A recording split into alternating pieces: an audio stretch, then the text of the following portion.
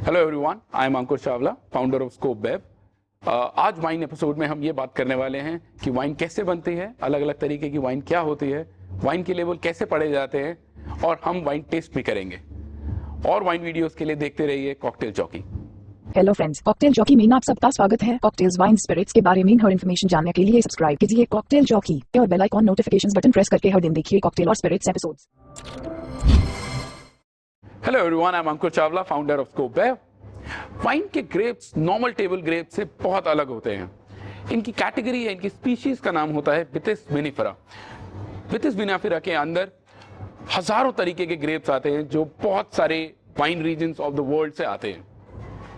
Some of the most popular grape varieties would be Cabernet Sauvignon, Shiraz, Merlot, Pinot Noir, Chardonnay and so on and so forth.